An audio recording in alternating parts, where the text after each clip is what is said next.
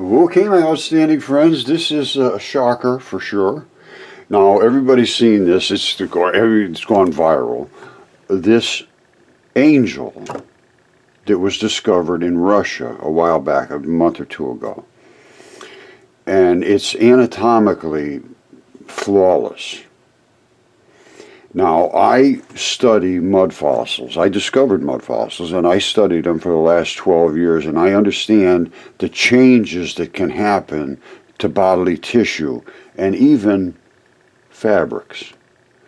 Now, I want to show you something that was written in history about how these creatures could be turned to stone. And they were doing this regularly. They're all over the place, and everybody thinks they were just statues. They're not just statues from antiquity. Many of them are similar to this, appear to have been immortalized in stone. Now we'll come back to this in a minute. Everybody's seen this, so there's really not too much to show you other than a very slow motion rollout of what it looks like, and I'll try to explain the little bits and pieces that I do understand. But for all practical effect, to me, it looks legitimate. Again, I haven't touched it. I don't know anything about this specific thing other than what is seen here, and you will see. But I do know about the ancient texts, and I do know that flesh can turn to stone very easily. Okay, there's very, very little on this online other than this one little clip. It goes for about a minute. And I've taken every second of it and looked at it as closely as I can look at it. There's nothing here that I can dispute as being fake. I do have a concern about where it's sitting on the ground, but I see everything around it appears to have been from very similar. When I say I really don't have any concerns, to be perfectly honest with you. I'm trying to find something that I can dispute, and I can't find anything. And I know, as I would have shown you or will show you, that it was all written about, no question whatsoever. They wrote about these things happening, things turn into stone, these creatures. And I can see they are stone, no question whatsoever. Look at this. This guy, I've shown this 100 times. This guy's leg, that's the tendon that runs down the leg. That's the blood at the bottom of his leg. This is literally his kneecap. This is the fleshy area. It turns to stone. The fleshy part turns to stone. Blood and the real fluidy, wet stuff doesn't. It stays inside. And it will leak out eventually, just like this one is.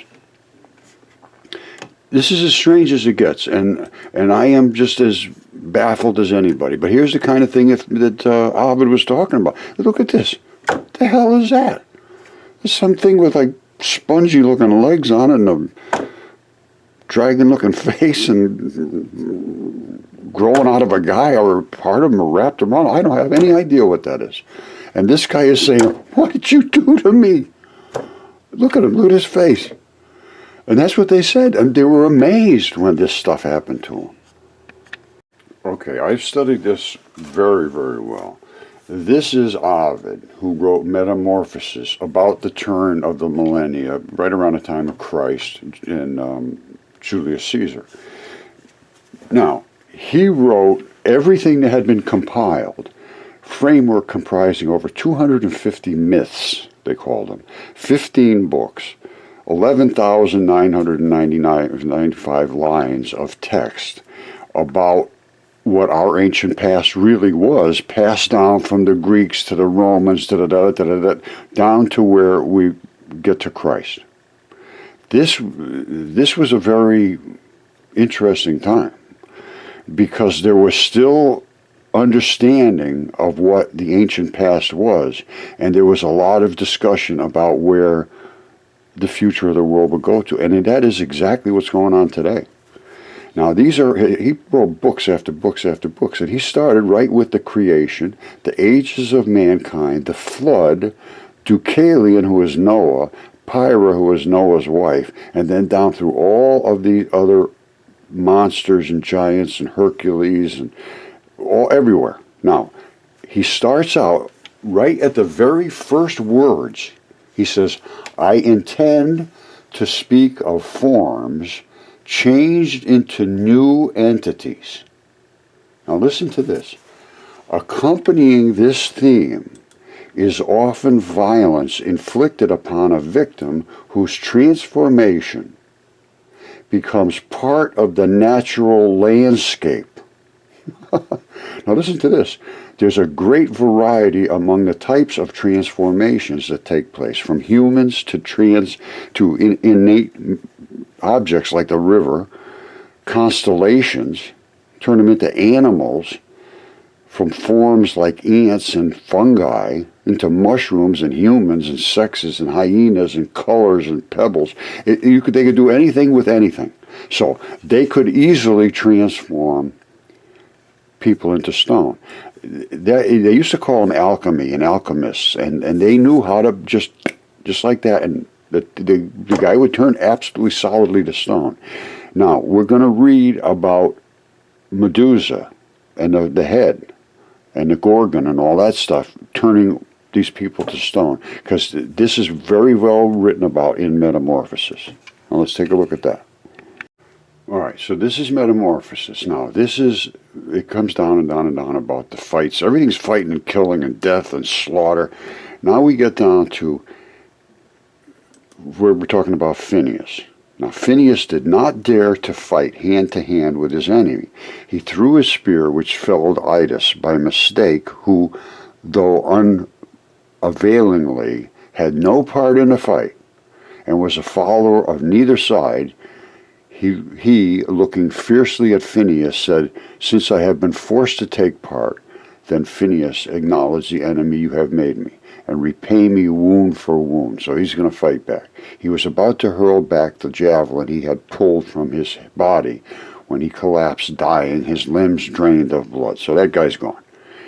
Then Hudites, the greatest of the Ethiopians, next to the king, was killed by somebody else's sword.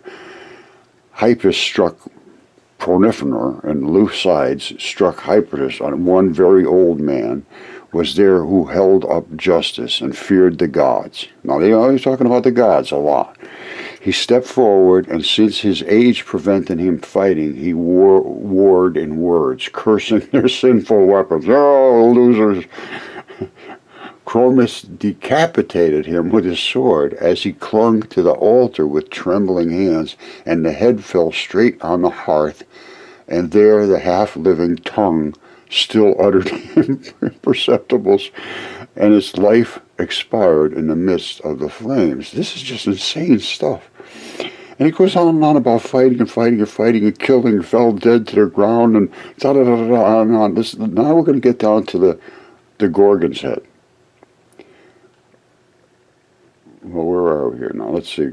Hold on, let me get straightened out here. All right, I'm just going to read. This freaks me out. It's unbelievable. All right, so the guy's got his hand was stuck through. While Fortune aided his hand, Perseus killed Clytius and Clenus, born of one mother, with different wounds. An aspen spear from his strong arm went through both Clytus' thighs, while Clenus' jaw bit on a javelin. This is just insane stuff. Mendician Caloria was killed. Astrus of unknown father and Syrian mother, Atheon, once skilled in telling the future, now deceived by lack of foresight. Throdius, the armor-bearer of the king, and Edrus, notorious for murdering his own father. Yikes. Now it gets really cool when you hear this. This is, of course, Book 5, and this is the 144 to 199. Perseus uses the Gorgon's head. So now we're coming into this. This is, I don't know how to say it. It's just beyond what the normal human mind can even conceive of. It says, there is yet more to be done. Despite what he has endured, the purpose of all is to overwhelm this one man. They got like 400 guys, I think, after this one guy. The bands of conspirators opposing him are on all sides in a cause opposed to justice. Right? So they were doing bad things, opposing justice and good faith. His father, with helpless loyalty and his new bride and her mother support him to the best of their abilities, filling the palace with their cries, but the clash of weapons and the groans of the fallen drown them out, and at the same time Bellona, goddess of war, pollutes the drenches the penates, the household gods, with blood, and stirs renewed conflict. Now, here we go. Phineas and 1,000 followers of Phineas surrounded the one man. Spears to the right of him, spears to the left of him, fly thicker than winter hail, past his eyes and ears. He sets his back and shoulders against a massive stone column. Now just picture this in your mind. Here he is. He's trying to kill him like crazy. 1,000 guys. And he's standing there against a stone column, protecting his behind him. So he turns towards his opposing crowd of men and withstands their threat. The Conian Melupor presses him on the left, and on the right, Ithman and Nubatrian, like a tiger goaded by hunger that hears the bellowing of two herds of cattle in separate valleys. Boy, they had some flowery words. So he hears the bellowing of cattle in two separate valleys, does not know which it would rather rush at, fired up to rush at either. So Perseus hesitates whether to strike to the right or to the left. He drives Mopius off, piercing him with a wound to the leg, and is content to let him go. Get out of here. But Ithman allows him no time, and raging and eager to give him a wound high on the neck, flails at him incautiously and violently. So he just went out of control. He fractures his sword because he struck it on the extreme edge of the column. The blade is detached and fixes itself. It gouges him in its owner's throat. So he cuts his throat. But the wound it gives him is not serious enough to cause death. But as he stands there quivering and uselessly stretching out his defenseless arms, Perseus stabs him with Clinian Mercury's curved sword. So that guy's gone. Now, when Perseus saw, indeed, that his efforts would succumb to the weight of numbers, so he knows he's not going to be able to withstand all these guys, he said, "Since you plan it like this, I will ask help of the enemy. If there are any friends here, turn your face away." And he held up the Gorgon's head. "Find others who might be worried by your marvel," said Thysculus, who was just laughing at it. "Oh, big deal, this is nothing." But as he prepared to throw his deadly javelin, he was frozen like a marble statue. In the act, Empix, next to him, thrust his sword straight at the heart of the courageous descendant of Licinius, and in thrusting, his right hand stiffened, without movement, this way of that. But Nilus, who falsely claimed that he was born of the Nile, with its 7 mouths, his shield engraved with its 7 streams, part gold, part silver, cried, "Perseus, see the sources of my people? It will be a great consolation to you to take with you in death, to the silent shadows, the knowledge of having fallen to so noble a man." The last echo of his voice was cut off in mid-flight, and you might believe his mouth still wished to speak, though it was no longer pervious to words. He turned to stone and said, "Ah!" That's it. This is so far beyond, it's unbelievable. Eryx rebuked them, saying, "Lack of courage, not the power of the Gorgon, freezes you. Rush in with me and knock this youth and his magic weapon to the ground." He had started his rush, but the floor held his feet fast, and there he stayed, unmoving stone, a fully armored statue. This is the key, a fully armored statue. They don't turn naked. Everything goes to stone. Now listen to this. Phineas is turned to stone. They all deserved the punishment they suffered, except one of Perseus's warriors. While he was fighting on his side, Acontius saw the Gorgon's head and took the shape of hardened stone. Astyages struck him with his long sword, thinking he was still alive, and the blade gave a high-pitched ringing noise, ting, while Astyages stood there amazed. The same power transformed him, and he remained there with a wondering look on his marble face. It would take a long time to tell the names of the middle ranks of men. 200 bodies survived the fight. 200 bodies were turned to stone at the sight of the Gorgon's head. This is how they turned him to stone. Now, how it happened, I don't know. For the life of me, I can't imagine looking at something and that would cause you to turn to stone. Somehow that thing is, something was coming out of it. Now, these guys that were next to this statue said they can feel some kind of presence. They can feel some kind of energy.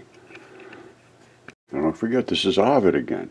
There's a great variety among the types of transformations that take place. Like I told you before, they can go from any kind of object to any kind of other object. They own matter. They're the gods, apparently, of some godly way. You know, when I say gods, this is very, very, very confusing at the moment. We know there was what I would consider to be a group of creatures that had very similar capabilities. Obviously, there had to be one supreme God, who was God Almighty, and he was in control, and these guys suffered the consequences of going against God, apparently. And then all this kind of crazy stuff happened. It's just, nobody's ever even considered this stuff to be worthy of investigating. And if I hadn't discovered the mud fossils, I would think this was just hilarious, and it is not. You see this? And this, I'm telling you, as far as I can determine, that was a living creature at one time. I've looked at it very carefully. The blood running out of his leg and all of this different discoloration, the kaolin clays of the face, different than the rest. He's strangling a little dragon here. They did this, and they made these for sculptures. That's what Ovid and all of the rest of them said. They were just crazy creatures doing crazy things. You know, that's all I can say. As far as I'm concerned, that's pretty crazy. As far as people around me don't do that kind of stuff. I've never seen anybody. I mean, you know what I'm saying. It's insane.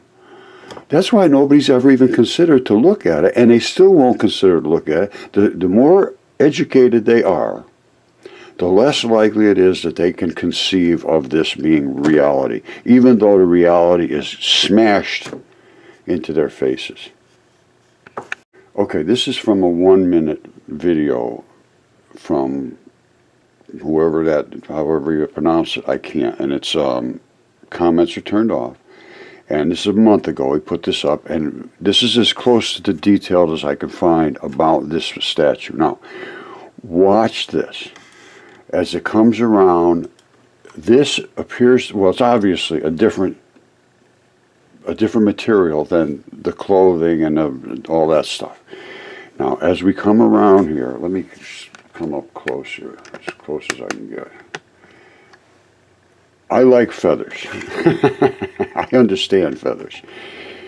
And they have a lot of layering. Now, I can see, you know, the thing is, I can't get close enough to really tell the detail, but as best I can watch. I have this a real slow speed. I'm going to stop. You see this here? That looks like the edges of the feathers to me. And then I can see layering in here, which, you see the little layering in there? That's exactly what you're going to see if that was a wing. And it's some kind of a different material. Now, how it fuses into the body, I'm not 100% sure. But I can tell you what, as far as I'm concerned, that would fit the profile. Now, it's coming out of here between this fabric stuff. It's like wrapped over it, and then it comes in between the back. Now, you see here again? This is This is like this stuff here. Look, it's like this flapped over that. I think that's all I can say. It has some look to it. All right, now let's go, and there's the wing, and you can see they're sort of wrapped over the little flappy pieces. Now, here's on the back. The lighting's terrible, but, well, let me go a little further here. All right, now watch this. All right, here we are in the back. He's got some kind of a cape on that comes around and sort of obscures wherever this locked in. But I'm going to tell you what, as far as I'm concerned, that's feather. It's something like that. It's quite obviously not anything like the rest of the statue. Now, how it sits on the ground is one thing that I'd like to understand. You know, it's I mean, they didn't dig around it, and it's up here. They must have taken it out and put it down. And I think that's what did happen. But you can see all here, this is very similar to what I showed you on those other guys that were statues on the top of the surface of the earth. Now, this might have been on the top of the surface of the earth, and all this stuff collected at one time, and then there was a huge flood and a mud, submerged in mud or whatnot. I don't know. The shield is obviously a different material. This is quite likely totally authentic as far as I'm concerned. I can't see anything that I can put my finger on that says it's not real, and I can see a ton of stuff that says it looks damn real. Damn real. Now, I'd love to be able to be up and touch it and look at it close and put a little microscope here and there. But boy, I'll tell you, that thing does look real now. I don't know. And then we come to the deal about the Euphrates River and the 4 angels that were buried there, and when the Euphrates dries up, they'll be released, which is the next video I'm going to do. Now, what I'm going to ask you to do is to contact people you know. Just say, look, we got to stop and start thinking about this a little more. And again, I shake everybody's belief system, but that is the understanding of reality, is to shake your belief system so that you're not just accepting what somebody told you to read. And that's what's happening with the academic arena. You see, don't say, oh, this guy's crazy, it's all nonsense, it's impossible, I forget him. And that's what's been going on for the last 12 years. And that is also part of what was written. All of this is almost word for word out of the ancient texts, and out of all of them. I'm not talking about just the Bible. I'm talking about out of Ovid, out of Hesiod, out of Herodotus, out of Plutarch and Plato and every single other one of them. Ovid was the biggest writer in history back then. His book, Metamorphoses, was as well seen as the biblical textures. And it was up until not long ago, until Darwin and all the rest of them came in and said, oh, that's all, forget all this, people are crazy. Well, no. And I have shown in a million ways that all of this stuff was rooted in truth. Now, if you can't accept truth, you're in the wrong place.